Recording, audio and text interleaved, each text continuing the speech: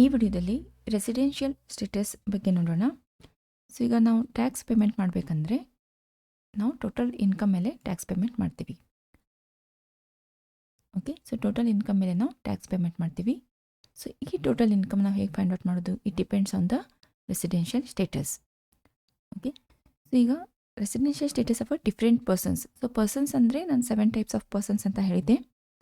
Individual, partnership firm, company, European, BOI, local authority.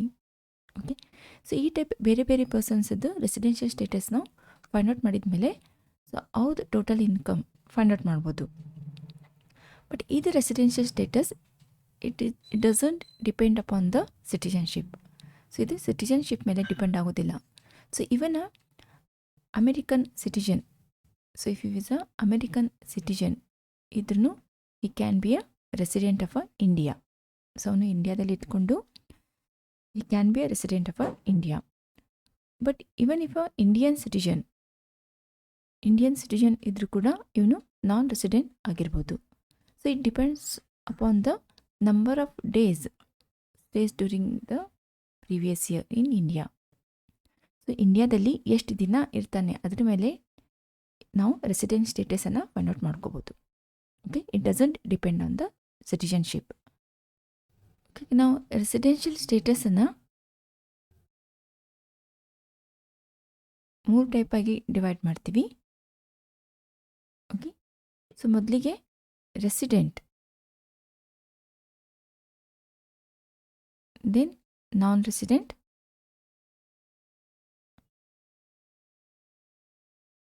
Okay, resident ಮತ್ತು non resident ಅಂತ divide ಮಾಡ್ತೀವಿ.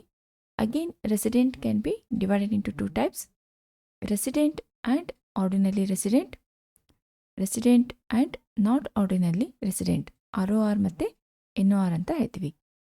Okay, ಇದನ್ನು ಶಾರ್ಟಾಗಿ ರೆಸಿಡೆಂಟ್, ನಾನ್ ರೆಸಿಡೆಂಟ್ಗೆ NR, then resident and ordinary resident, resident and not ordinary resident.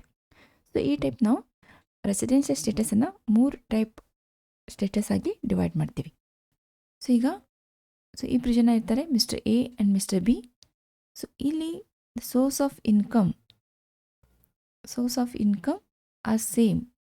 So ಇಬ್ಬರದು source of income same. So salary ಇರ್ಬೋದು, business income ಇರ್ಬೋದು, business ಅಥವಾ ಪ್ರೊಫೆಷನ್ ಇಲ್ಲ other source. So same income. ಇಲ್ಲಿ suppose he is a resident and non resident. So ಇಬ್ಬರದು total income ಏನಾಗುತ್ತೆ? So different ಆಗುತ್ತೆ. Even in case of a same source of income, if is a resident ಮತ್ತು non resident ಇದ್ದಾಗ total income may be differ. ಯಾಕಂದರೆ non resident ಇದ್ದಾಗ ಕೆಲವೊಂದು income ಏನಾಗುತ್ತೆ taxable ಆಗುತ್ತೆ, ಕೆಲವೊಂದು ಆಗೋದಿಲ್ಲ. ಬಟ್ ರೆಸಿಡೆಂಟ್ ಇದ್ದಾಗ ಸೊ ಎಲ್ಲ ಇನ್ಕಮ್ ಕೂಡ ಇಲ್ಲಿ ಟ್ಯಾಕ್ಸೇಬಲ್ ಆಗುತ್ತೆ. ಸೊ ಯಾವೆಲ್ಲ ಇನ್ಕಮ್ ರೆಸಿಡೆಂಟ್ ಮತ್ತು ನಾನ್ ರೆಸಿಡೆಂಟ್, ಸೊ ಅದರಲ್ಲಿ ಮತ್ತೆ ROR NORಗೆ ಟ್ಯಾಕ್ಸೇಬಲ್ ಆಗುತ್ತೆ ಇಲ್ವೋ ಅನ್ನೋದನ್ನು ಈಗ ಡೀಟೇಲ್ ಆಗಿ ನೋಡೋಣ. ಸೊ ಅದನ್ನು ನಾವು ಸ್ಕೋಪ್ ಆಫ್ ಟೋಟಲ್ ಇನ್ಕಮ್ ಅಂತ ಹೇಳ್ತೀವಿ. ಸೊ ಇಲ್ಲಿ ROR ಅಂದರೆ resident and ordinary resident, resident and not ordinary resident, ಮತ್ತು NR ಅಂದರೆ ನಾನ್ ರೆಸಿಡೆಂಟ್. ಸೊ ಈಗ ಇನ್ಕಮ್ ಅಂದಮೇಲೆ 2 ಟೈಪ್ ಇನ್ಕಮ್ ಇರ್ಬೋದು. ಒಂದು ಇಂಡಿಯಾದಲ್ಲಿ ಇನ್ಕಮ್ ಇರ್ಬೋದು, ಒಂದು ಇಂಡಿಯಾ ಬಿಟ್ಟು ಹೊರಗಡೆಯಿಂದ ನಮಗೆ ಸೋರ್ಸ್ ಆಫ್ ಇನ್ಕಮ್ ಇರ್ಬೋದು. ಸೊ ಇಂಡಿಯಾದಲ್ಲಿ ಇದ್ದಾಗ income received are deem to be received in India. So income received in India ಅಂದರೆ ಇಲ್ಲಿ ಇನ್ಕಮ್ ನೀವು ಹೊರಗಡೆ ಅರ್ನ್ ಮಾಡಿರ್ಬೋದು, ಇಂಡಿಯಾ ಬಿಟ್ಟು ಹೊರಗಡೆ ಅರ್ನ್ ಮಾಡಿರ್ಬೋದು. ಬಟ್ ಎಲ್ಲಿ ರಿಸೀವ್ ಆಗುತ್ತೆ? ಇಂಡಿಯಾದಲ್ಲಿ ರಿಸೀವ್ ಆದರೆ. ಈಗ ನೀವು ಅಮೆರಿಕಾದಲ್ಲಿ ಹೋಗಿ ಜಾಬ್ ಮಾಡಿರ್ತಾರ, ಸೊ ಅಲ್ಲಿ ಜಾಬ್ ಮಾಡಿದ್ದ ಅಮೌಂಟ್ ಏನು ಸ್ಯಾಲ್ರಿ ಇರುತ್ತೆ ಇಲ್ಲಿ ಇಂಡಿಯಾದಲ್ಲಿ ಇದ್ದಾಗ ನೀವು ರಿಸೀವ್ ಮಾಡಿದ್ರಿ ಅಂದರೆ. ಓಕೆ, ಸೊ ಆ ಕೇಸಲ್ಲಿ ಎಲ್ಲ ಕೇಸಲ್ಲಿ ಕೂಡ ಇಲ್ಲಿ ಟ್ಯಾಕ್ಸೇಬಲ್ ಆಗುತ್ತೆ. ROR ಕೇಸಲ್ಲಿ ಟ್ಯಾಕ್ಸೇಬಲ್ ಆಗುತ್ತೆ, NOR ಕೇಸಲ್ಲಿ ಕೂಡ ಟ್ಯಾಕ್ಸೇಬಲ್ ಆಗುತ್ತೆ, ದೆನ್ ನಾನ್ ರೆಸಿಡೆಂಟ್ ಕೇಸಲ್ಲಿ ಕೂಡ ಇದು ಟ್ಯಾಕ್ಸೇಬಲ್ ಆಗುತ್ತೆ. Income received are deem to be received ಅಂದರೆ ಆ್ಯಕ್ಚುಯಲ್ ರಿಸೀವ್ ಆಗಿರೋದಿಲ್ಲ, but it is assume that it is received. So ಆ ಕೇಸಲ್ಲಿ ಇದನ್ನು ಕೂಡ 3 ಕೇಸಲ್ಲಿ ನಾವು ಇದು ಟ್ಯಾಕ್ಸೇಬಲ್ ಆಗುತ್ತೆ. Next income accruing or arising or deem to accrue or arise in India.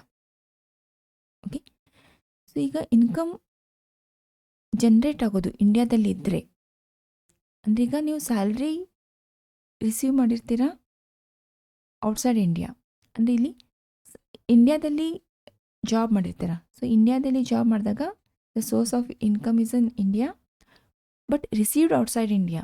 ನೀವು ರಿಸೀವ್ ಎಲ್ಲಾದರೂ ಮಾಡಿರಿ, ಬಟ್ ಇಂಡಿಯಾದಲ್ಲಿ ನೀವು ಸೋರ್ಸ್ ಅಕ್ರೂ ಆತಂದರೆ ಅದು ಕೂಡ 3 ಕೇಸಲ್ಲಿ ಟ್ಯಾಕ್ಸಬಲ್ ಆಗುತ್ತೆ. In case of ROR, NOR and NR 3 ಕೇಸಲ್ಲಿ ಕೂಡ ಇದು ಟ್ಯಾಕ್ಸಬಲ್ ಆಗುತ್ತೆ. Okay, this is income in India. ನೀವು ರಿಸೀವ್ ಮಾಡಿರ್ಬೋದು ಅಥವಾ ಅಕ್ರೂ ಆಗಿರ್ಬೋದು ಇಂಡಿಯಾದಲ್ಲಿ. ಇಲ್ಲಿ in India, okay, it may be received or accrued in India ಇದ್ದಾಗ ಇದು 3 ಕೇಸಲ್ಲೂ ಕೂಡ ಟ್ಯಾಕ್ಸಬಲ್ ಆಗುತ್ತೆ. ಸೊ ಈಗ ಹೊರಗಡೆದು ಇನ್ಕಮ್ ನೋಡೋಣ.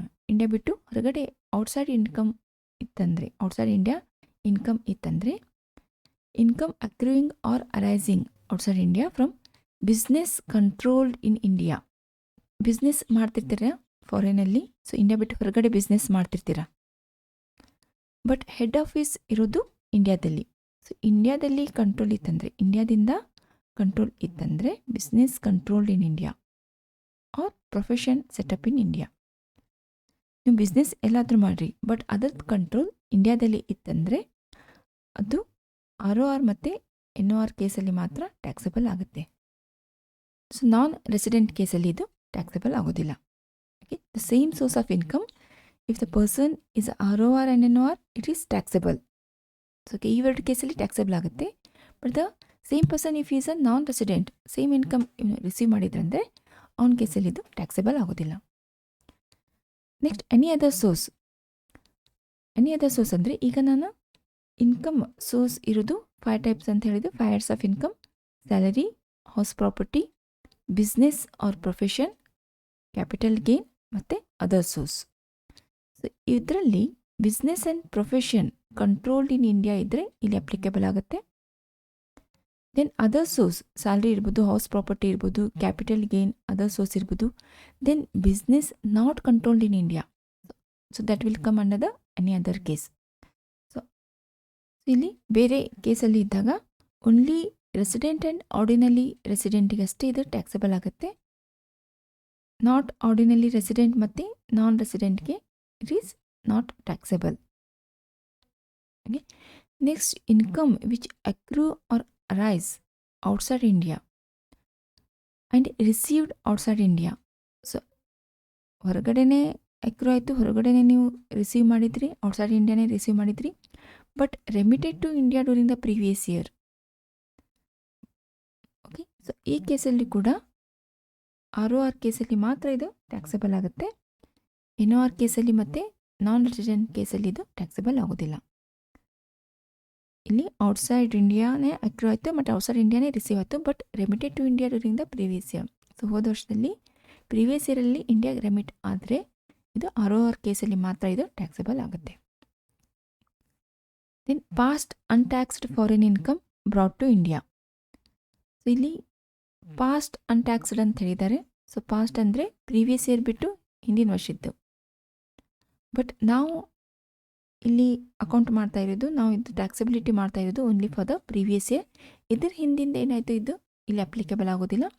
ಇಲ್ಲಿ ಪಾಸ್ಟ್ ಅನ್ಟ್ಯಾಕ್ಸ್ಡ್ ಇನ್ಕಮ್ ಏನಾದರೂ ಇಂಡಿಯಾದಲ್ಲಿ ತೊಗೊಂಡ್ಬಂದರೆ ಸೊ ಯಾವುದೇ ಕೇಸಲ್ಲಿ ಕೂಡ ಇದು ಟ್ಯಾಕ್ಸಬಲ್ ಆಗೋದಿಲ್ಲ. It is not taxable for any cases.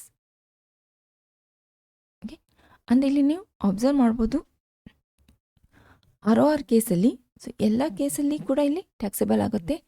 World wide income ಇಲ್ಲಿ ಟ್ಯಾಕ್ಸಬಲ್ ಆಗುತ್ತೆ ರೆಸಿಡೆಂಟ್ ಆ್ಯಂಡ್ ಆರ್ಡಿನರಿ ರೆಸಿಡೆಂಟ್ ಕೇಸಲ್ಲಿ. ಓಕೆ, ಸೊ ನಾನ್ ರೆಸಿಡೆಂಟ್ ಕೇಸಲ್ಲಿ ನೀವು ಅಬ್ಸರ್ವ್ ಮಾಡ್ಬೋದು ಓನ್ಲಿ ಇಂಡಿಯಾದಲ್ಲಿ ಅಕ್ರೂ ಮತ್ತು ರಿಸೀವ್ ಆತಂದರೆ ಮಾತ್ರ ಇಲ್ಲಿ ಟ್ಯಾಕ್ಸಬಲ್ ಆಗುತ್ತೆ. ಸೊ ಇಲ್ಲಿ ಇಂಡಿಯಾದಲ್ಲಿ ಇರೋ ಇಂಡಿಯನ್ ಇನ್ಕಮ್ ಅಷ್ಟೇ ಇಲ್ಲಿ ಟ್ಯಾಕ್ಸಬಲ್ ಆಗುತ್ತೆ. ಬೇರೆ ಇನ್ಕಮ್ ನಾನ್ ರೆಸಿಡೆಂಟ್ ಕೇಸಲ್ಲಿ ಇಲ್ಲಿ ಟ್ಯಾಕ್ಸಬಲ್ ಆಗೋದಿಲ್ಲ. ಸೊ NOR ಕೇಸಲ್ಲಿ ಇಂಡಿಯಾದಲ್ಲಿ ಇರ್ಬೋದು, ಹೊರಗಡೆ ಇರ್ಬೋದು, ಬಟ್ ಕಂಟ್ರೋಲ್ ಇಂಡಿಯಾದಲ್ಲಿ ಇದ್ದರೆ ಮಾತ್ರ ಇಲ್ಲಿ ಟ್ಯಾಕ್ಸಬಲ್ ಆಗುತ್ತೆ. ಸೊ ಬೇರೆ ಕೇಸಲ್ಲಿ ಟ್ಯಾಕ್ಸಬಲ್ ಆಗೋದಿಲ್ಲ. So this is the scope of total income. So next ವಿಡಿಯೋದಲ್ಲಿ ಇದ್ರ ಮೇಲೆ ಒಂದು ಪ್ರಾಬ್ಲಮ್ ನೋಡೋಣ.